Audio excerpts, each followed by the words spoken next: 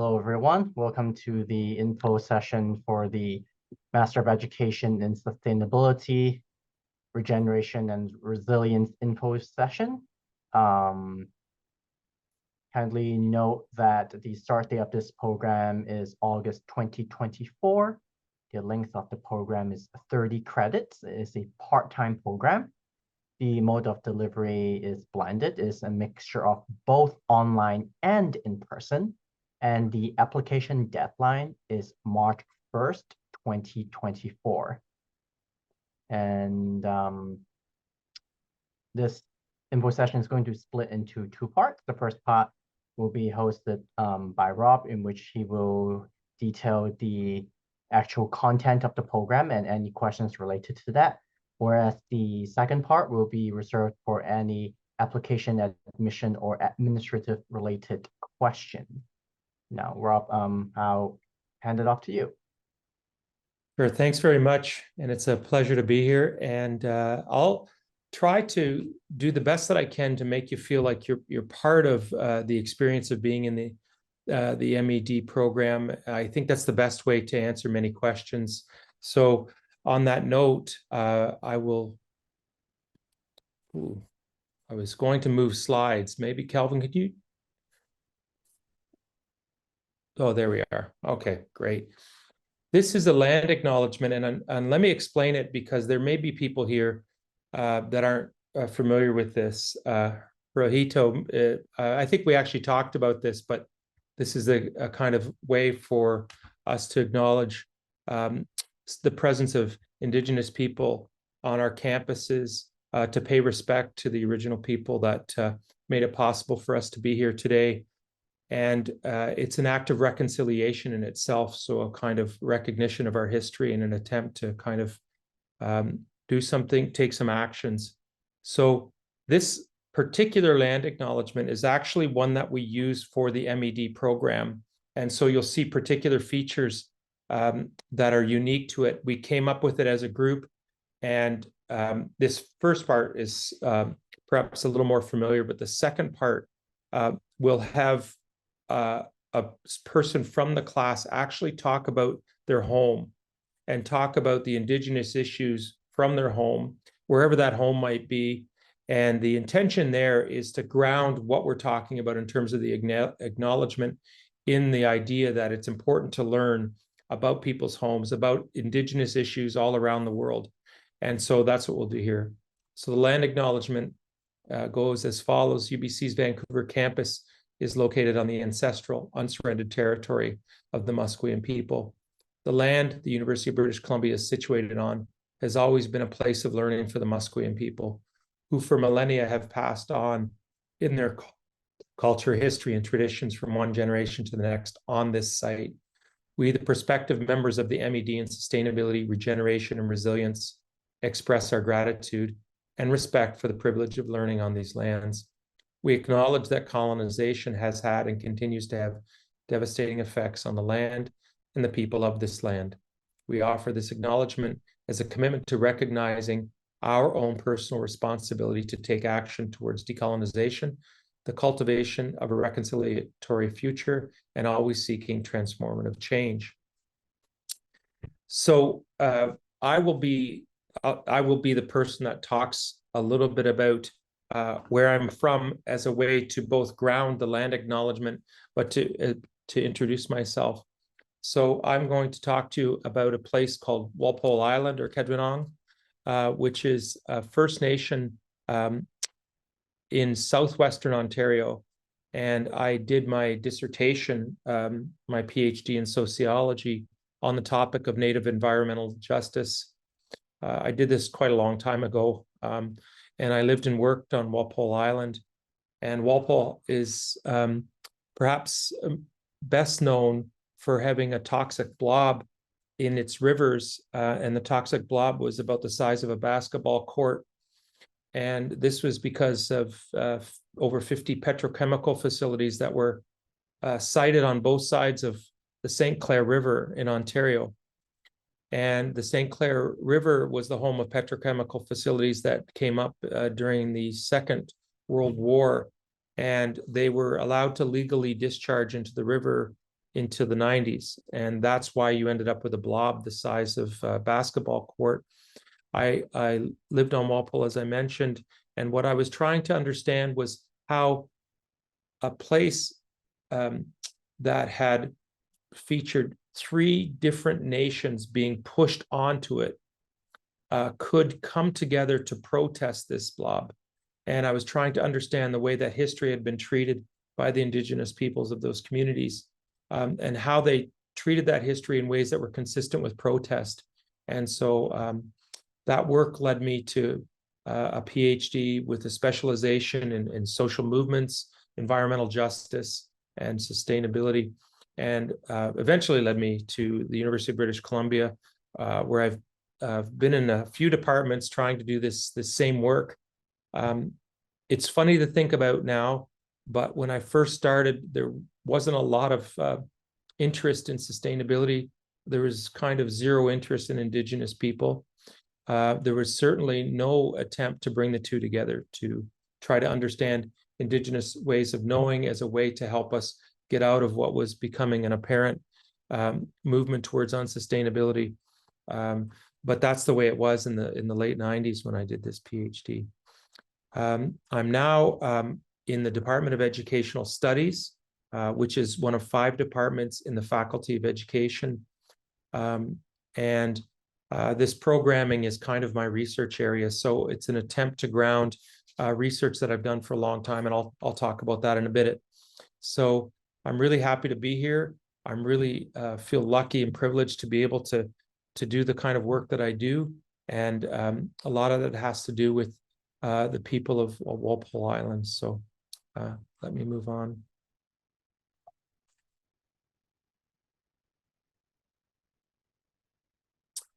So what I'm going to talk about here is a unique attempt to try to take a Master's of Education in Education for Sustainability into the next step. So I have run master's programs on 2 occasions. Those were focused on the department that I belong to. But what I heard from graduates was that there was a couple things missing. And those things are things that I thought long and hard about. And I thought there's kind of no way to provide for those things without expanding what we were doing to other places. And the 2 faculties that stood out for me as the places to bring education into the next realm where it could be useful to looking at climate change, looking at unsustainability, were the faculties of Land and Food Systems and the Faculty of Forestry here at the university. Just so you know, Land and Food Systems is kind of has its birth in agricultural sciences. It was probably the first faculty on campus, I believe it was. And it is a really extraordinary faculty. It has, and this may sound a bit funny, it appears to have the funnest, happiest students on the entire campus. And that matters to me, and I hope it matters to you. It's that really interesting practical grounding mixed with theory that I think leads to it being highly successful. And I will say that the Faculty of Forestry has been completely and utterly eye-opening to me as I've thought about what we could do with this program. There are obvious stereotypes that one could apply to the Faculty of Forestry. And all of those stereotypes have been shattered in about the last year and a half for me. There are incredibly interesting projects and people doing work in that faculty, and I'm really happy to be working with them. So I'll talk a little bit about what that's going to look like in this next slide, and I hope this is helpful. So here's our 3 faculties on the left-hand side, and then on the right-hand side, what I've tried to do is put down the professors that will be contributing to this master's program. And we have some wonderful people. I'll start off with the education faculty. Kasia Henneque is an Indigenous scholar, Canadian Research Chair. Kari Grain is an up-and-coming scholar who just wrote this incredible book called Critical Hope. Deidre Kelly is a stalwart in adult education. Claudia Rutenberg does philosophy and is an extraordinary scholar. I'm part of that group and happy to be it.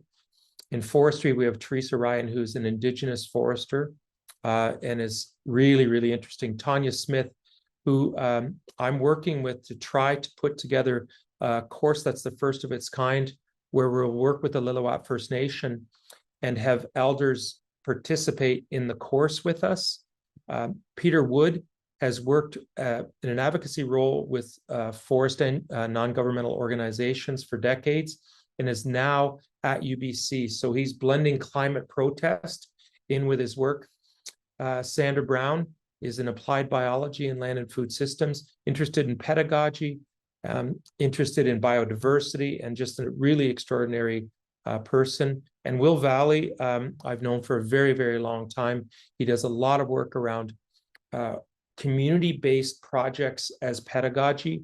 He also does a lot of work in the area of equity, diversity, and inclusion.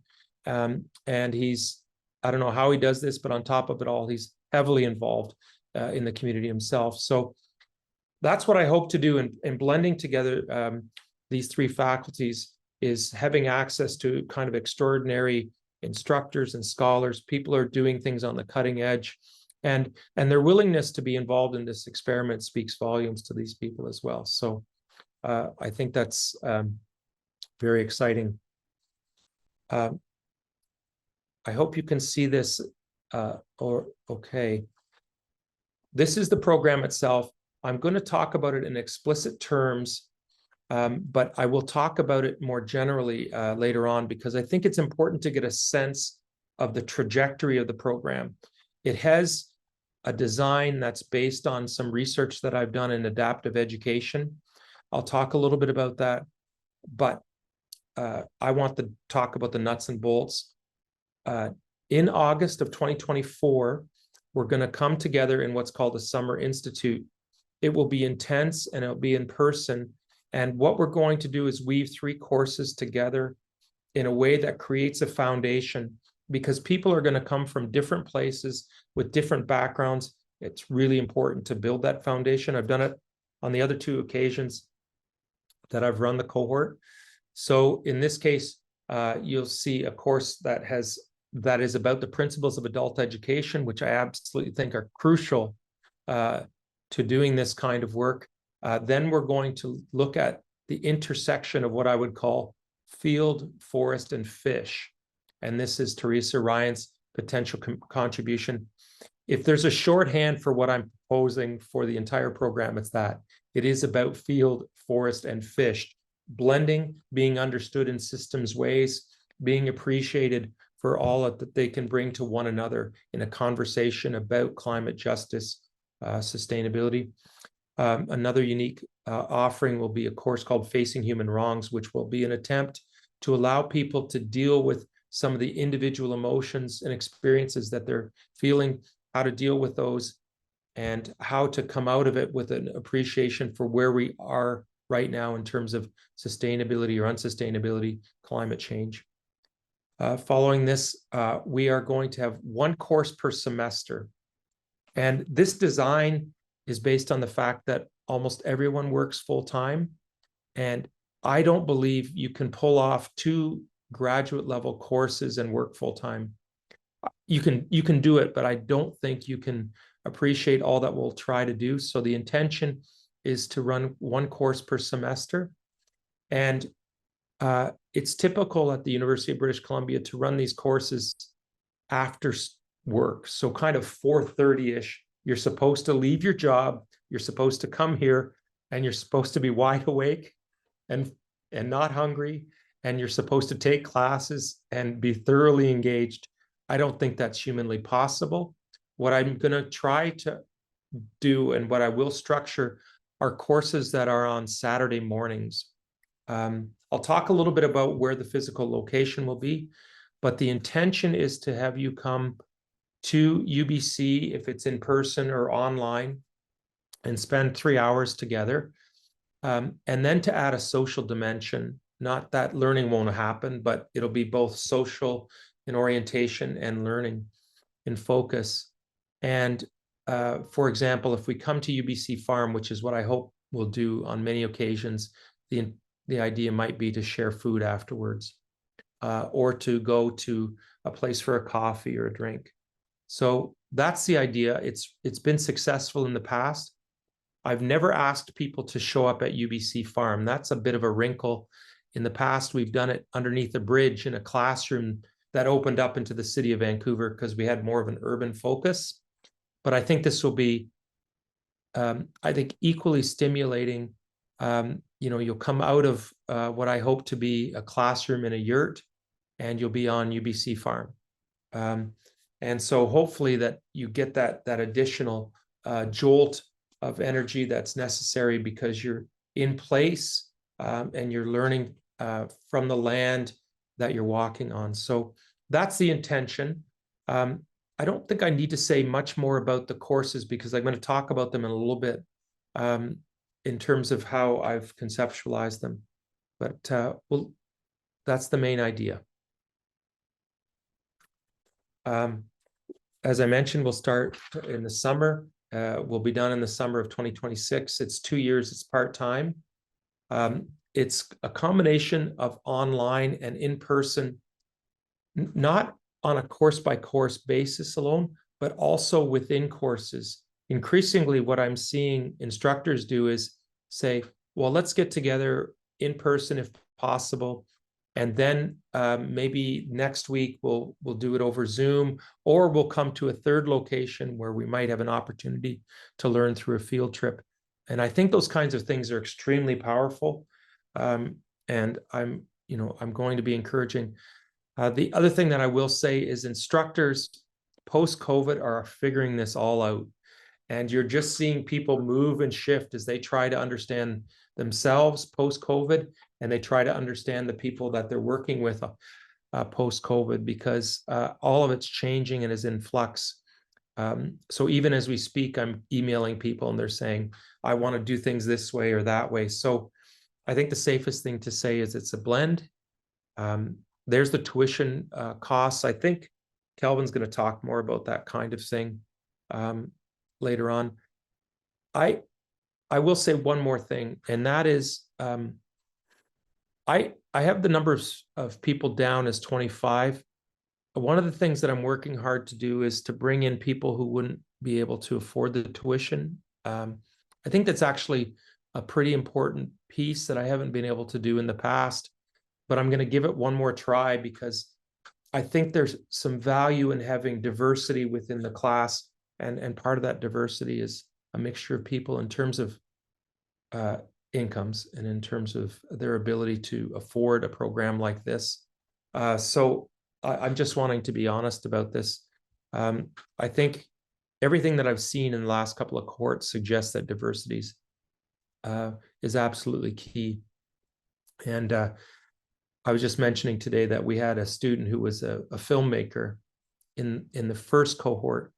And I remember vividly that every time we would take a break, that this person would want to go maybe get a coffee, and he would have 3 or 4 people following him because they were trying to ask editing questions about their videos.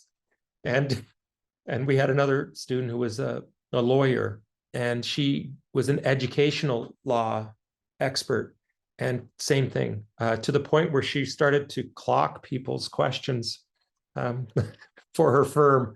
So that's the beauty of this, right? The beauty is to have people with different backgrounds coming together. We had artists who were also asked questions. We had ceramicists in some cases, people with lots of talents. And I think that's the beauty of a program that operates like a cohort. I don't want you to try to digest this, but what I do want to say is that this program is an application of a book that I wrote in 2016. I think I can just, I'm not sure if I can just show the book quickly. So the book is called Adaptive Education. And the book was designed to try to engage in a thought experiment about what education could look like if it were nested more carefully in the problems that arise in community. And that book led to this program. And what I have here is a kind of diagram that lays out an interest in generating ideas from places other than the university, of an experimental approach to solutions, an evaluation by users of those solutions, and the attempt to take ideas that are generated in classrooms and in programs and to actually build them out enough so they have a life of their own beyond the course of the program. And that's exactly what I try to do. So I'll just quickly talk about this. I promised that there would be this kind of notion of a program trajectory. I've talked a little bit about how it starts out with the Summer Institute. There's a real attempt to deal with the complexity of the problems that we're facing today, our complicity as a species in those problems, and to build a community or a cohort that works together to find points of leverage, points of making change. That cohort building process is extremely important. And in the past, we've gone on a couple-day canoe rides up the Fraser River, which is a big river that actually goes around a bunch of different municipalities and gives you a view of the city and urban life that's unique. I think this time we will actually go to somewhere different. But the idea is that we will spend a couple of days together as part of this Summer Institute, becoming a cohort. And the other thing that I would like to see us do in the Summer Institute is begin to call the UBC Farm home, and to understand its histories, understand its policies, how it's attempting to deal with its unique status within the university and its relationship to the Musqueam First Nation. Following that, we're going to go through a process of coming up with a common approach to addressing some of the problems that we decide collectively we want to deal with.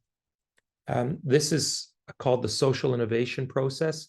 It's a process that's kind of not part of the university typically. It's actually used by cities around the world. And it has a focus on coming up with project scope through the framing of research questions, finding points of leverage, places we can make change, prototyping solutions, and then attempting to implement those solutions. So it's kind of a unique process. The instructor that that we're going to have for the course is somebody who wrote her dissertation on this process. I think it's highly applicable to the real world, and that's why I like it. I also think it's wonderful to learn about solutions in a low-cost way that allows you to test out different things that you think matter to you, that matter to the group. So I'm excited about that. On 2 occasions in the program, we're going to have semesters that open up into what I call recommended electives. So there'll be 3 courses that I would recommend you choose. These 3 courses will be about Indigenous methodologies or epistemologies, education for sustainability, or systems thinking. So on 2 occasions, you will make a decision that allows you to build kind of a subspecialization, if you will. So if, for example, Indigenous methodologies were something that you had a real interest in, you'll have 2 opportunities to take those courses. One might be the course that I mentioned with the Lillooet First Nation. That course will have specific Indigenous methodologies, pedagogies, and research protocols. And then if you're still interested, a course later on by Kasia Hennekew, who's in our department, will allow you to look at Indigenous epistemologies, ways of thinking. So the idea is that you walk away from this program with perhaps like I said, a subspecialization in the program. And there's going to be 2 semesters dedicated to practicums, and that will be where the majority of the group work is undertaken. And the idea would be that we would apply the social innovation process. Another part of the trajectory is a kind of innovative focus on knowledge mobilization. So yes, you'll produce a research report, but that won't be seen as enough. The idea will be to think about alternative ways of presenting that material. And I'm thinking here of things like art, storytelling, other kinds of visualization, podcasts. So I think it's really important at this stage of things to really think carefully about how we can share information and to gain command of that. And there's some wonderful people that we can draw on. For example, Stephen Shepard in forestry does climate visualization, has done it for, I think, 20 years, if not more. I've known that he's done this work. So that's a possibility. Land and Food Systems has a specialist in podcasts, for example. And so I really will encourage that part of the program. And in the end, we have a unique approach to what is traditionally called the capstone. This won't be a time when you merely plop down the research report. It will be a time for us to put on a public event for the families that support us, for the community stakeholders that support us, and for interested members of the public. So we'll host an event. We've done this in the past with the city of Vancouver. At this time, because we're working with the UBC Farm, I can envision it being at the farm. But it will be a time to say thank you, to take our work and to present it. And there's one other thing that I would like to mention about the trajectory. Through experience, I've learned that people who are doing their masters aren't satisfied with group projects alone, because they tend to come into master's programs with a kind of personal question. So what I will say is that throughout the program, there will be dedicated times to allow you to answer a question that has led you to this program or that arises in the program. I have a unique perspective on transformative learning. I believe that transformative learning is actually a phenomenon that's generated in the interplay between the individual and the collective. Having an individual project in combination with working with people on a group project actually is vital to a transformative learning experience. The other thing that maybe is outside this, but is important for me in terms of thinking about transformative learning, is that it will not take place in 2 years in all likelihood. You will not have the epiphany in week 13 of year 2. I can promise you that. I believe transformative learning is something that probably needs a decade before it begins to emerge. My understanding is that it is the continued reflection on what has taken place for you in this program and in your thought processes that will lead to a different way of thinking or a different mode of thinking. I don't think it happens in 2 years because the program's 2 years long. I think that's not the way that it will happen. So what I would say is that this program will set that up. And then hopefully you'll be continually thinking about the questions that have happened, the experiences that you've had, and you'll be open to change over time. That's kind of my thinking about what I've seen happen in this program and in teaching over the last, I guess, 25 years or so. Okay, so regarding the application requirements, all students must meet the admission and application requirement of both the Faculty of Graduate Studies and this particular program. And this includes a minimum of 2 years of engagement within schools, communities, business, government and non-governmental organizations, or other education-oriented environments. And there is a GPA requirement. Completed a 4-year undergraduate degree with at least a 76 average on all senior level credits. If your institution does not use a percentile thing, I believe it is roughly a B plus, I think, or B, something like that. anyways, even if your GPA does not meet the above criteria, let's say you're roughly 72 or 74%, something like that, the Department of Educational Studies may submit a special case rationale to recommend you for admission regardless if the rest of your application is strong enough. So, even if you do not exactly meet 76% in all senior level credits, and when we mention senior, we are referring to 300 or 400 level courses. So, third and fourth year courses. If you're only a few percentage off, please, do not feel that would stop you from being admitted. It's still worth a try. Next slide. In additional, you're going to require a resume and a 600-word statement of intent of your education for sustainability experience, professional goals, and the anticipated benefit of being involved in the program. Just a few pointers here for your resume. This is not a work resume, so there is no need to be concise. Your resume is your opportunity to showcase all that you have achieved and been working on, so you can be quite extensive and quite detailed.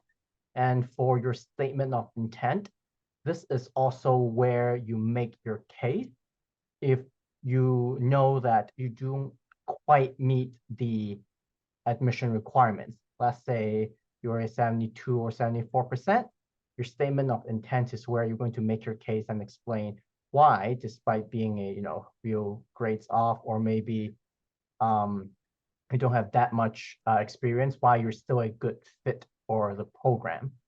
This is important because the admissions team is going to read this, and based on the case that you make for yourself, determine whether they will write that special case rationale for the graduate school.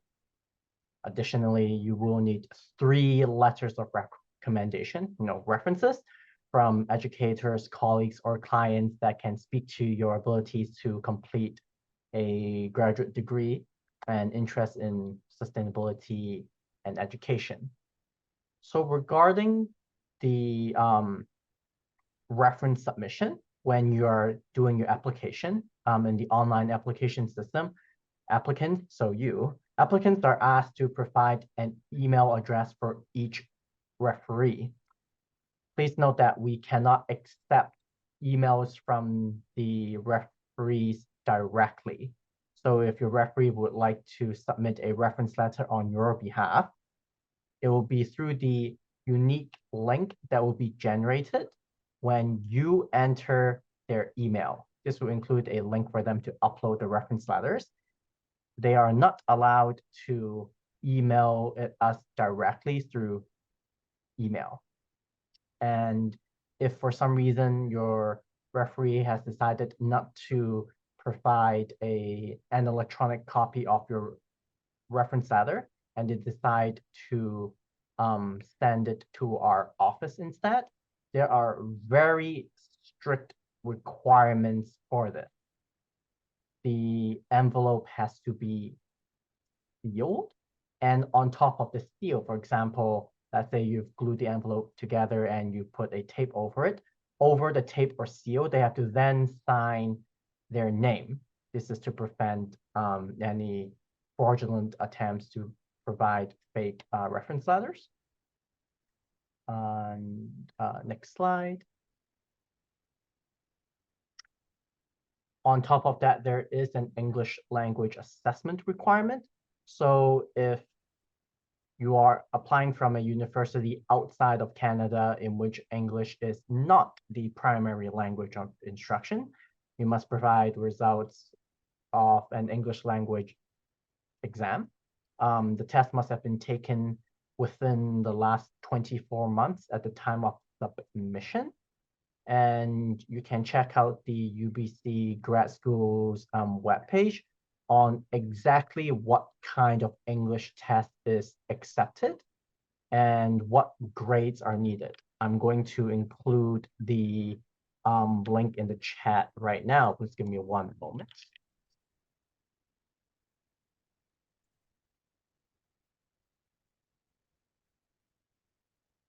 And I have included in chat the aforementioned link.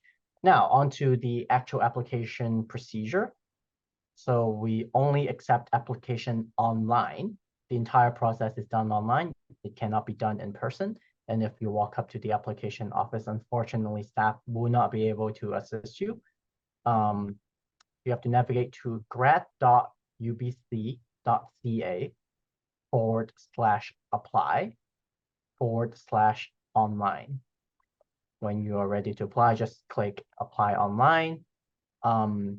As per the instructions, if you do not have a CWL account, this is basically the UBC student account. This is also the step where you'll be creating your account.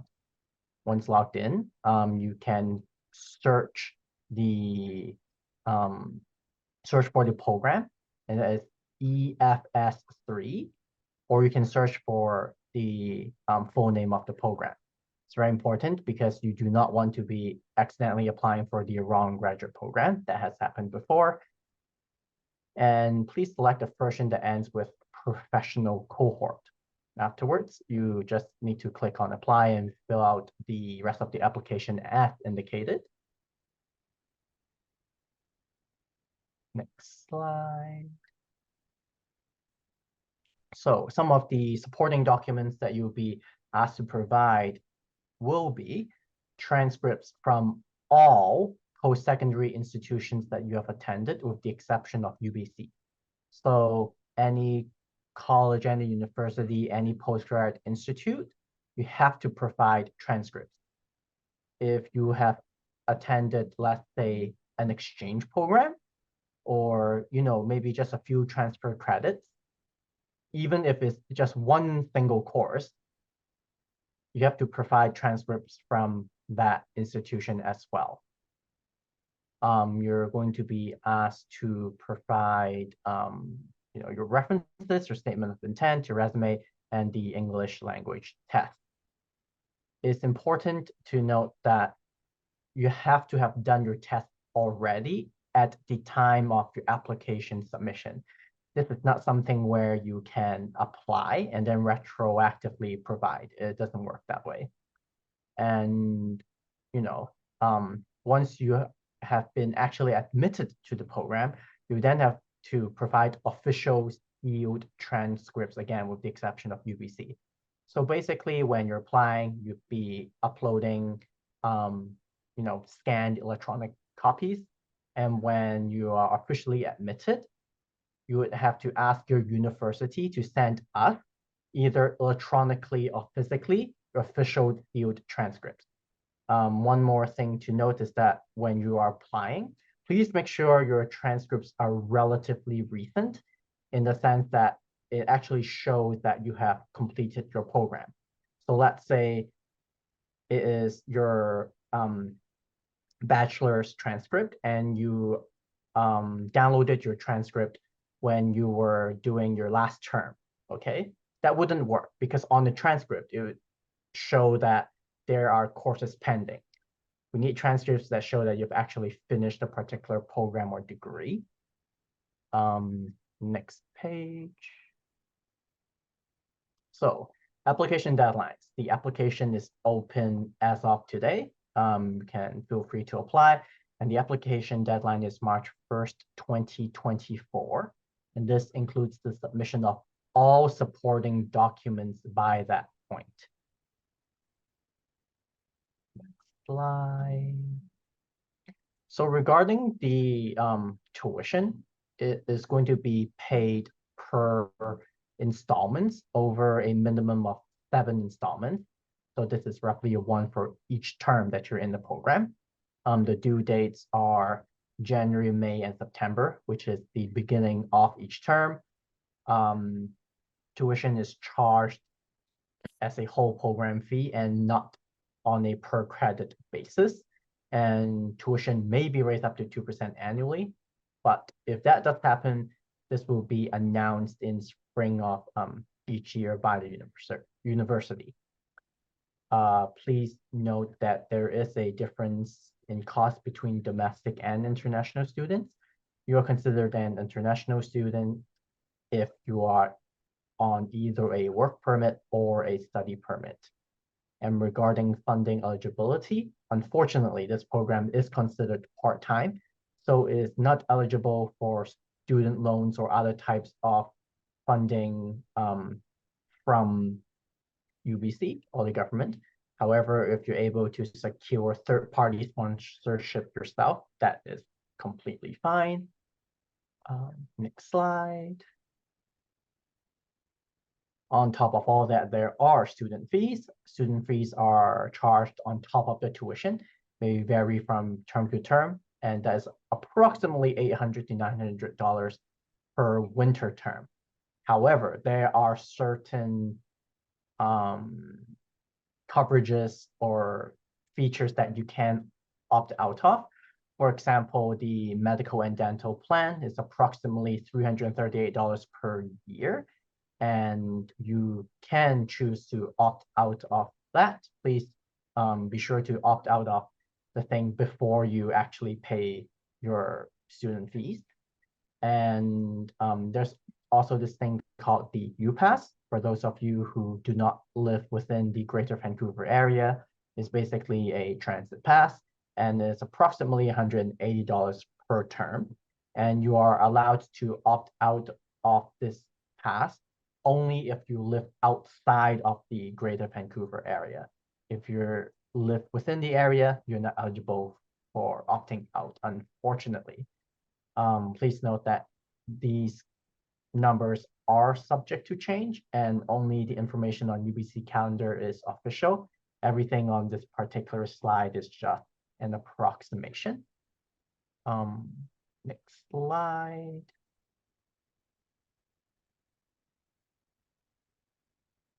And additionally, this is mainly for teachers in the Vancouver Lower Mainland that have taken UBC student teachers in their classrooms. If this applies to you and you wish to claim your teaching credits, you can contact the teacher education office directly because they handle that process. Next slide. So that is the end of the application/admission process. If you have any questions, now is the time to ask. Or if you're more comfortable typing it in chat, that is okay as well. Yeah. I do believe there's a question in the chat for you, Rob. Yeah. Yeah, Sangeeta asked a few questions. Yeah, the question about grades in terms of the courses themselves. So it's going to vary by instructor. And there is a deliberate attempt to actually bring different kinds of instructors into the fold. So I'll take two exaggerated examples. So you can take a kind of straightforward philosophy of sustainability course, for example, and that course will be based on independent student writing.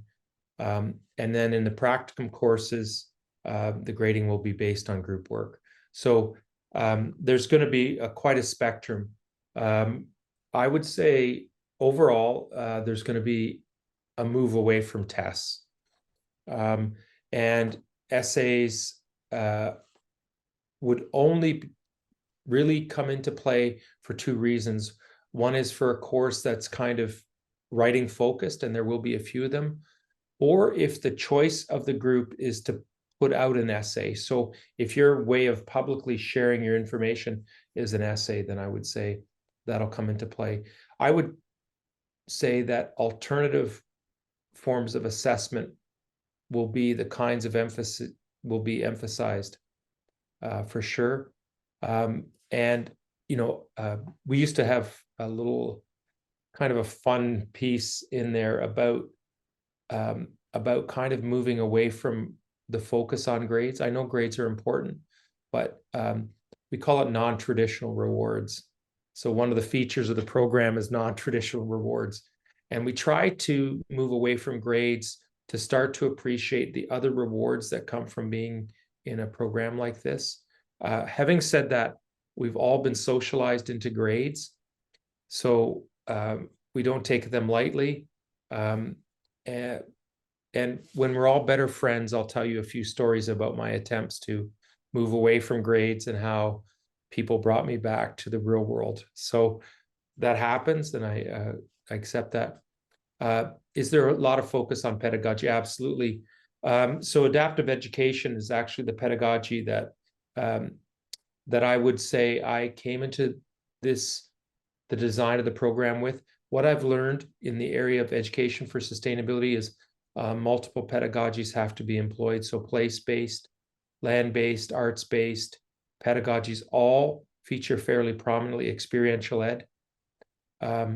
And I think that's in line with what the literature in this area is now starting to say, that you've got to, as an instructor, adopt numerous pedagogies. And I can personally attest to that. I believe that multiple have to be employed. But there's definitely, we're educational studies. So for at least 1/3 of the courses, you will have people that emphasize pedagogy explicitly, if not both implicitly and explicitly across the entire program. I think the University of British Columbia is getting increasingly focused on teaching and learning, which is how I define pedagogy.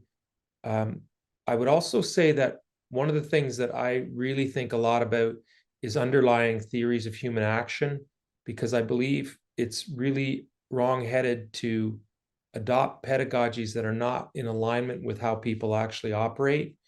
I believe that people operate according to habits primarily. I believe in disrupting habits is the best way to reveal habits, and overcoming the challenges associated with having your habits changed are indications of how we might make social change. So I believe in the scaling up of individual to the collective. And we'll go through that in class, because I think it's really, really important to think about what sustainability is, what unsustainability is. And then the final thing I'll say is we test the classroom, because it too is a habit. And it too probably needs to be changed if we're going to address sustainability. So it comes up quite a bit, I would say, what have previous grads gone on to do?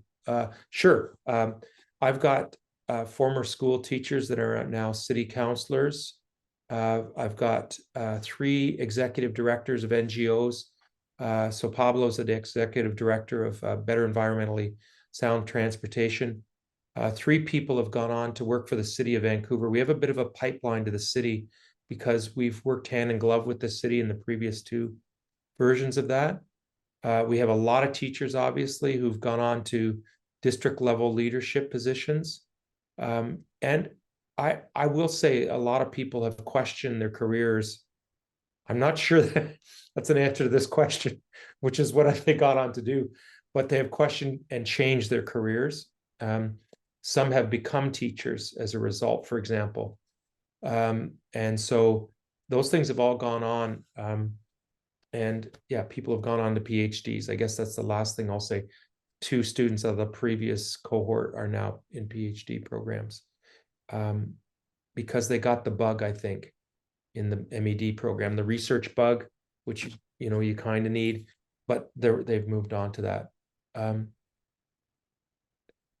Yeah, are there any other questions? Or wait, Sangeeta, did I answer your questions? Maybe that's the first thing I'll ask, is did I give you answers?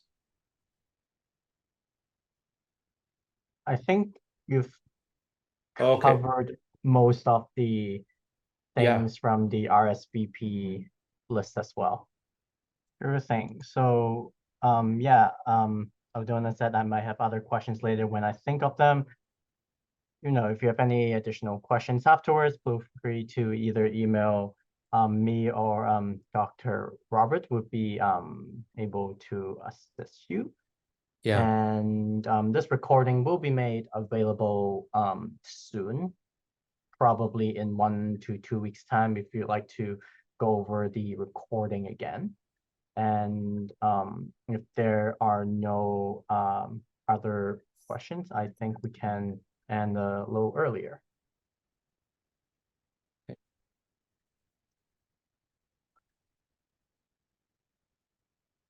Well, thanks very Great. much. And if you do have any questions, please reach out. It's good to talk and yeah, and to make sure everybody's comfortable with the program and knows what's happening. So thank you very much.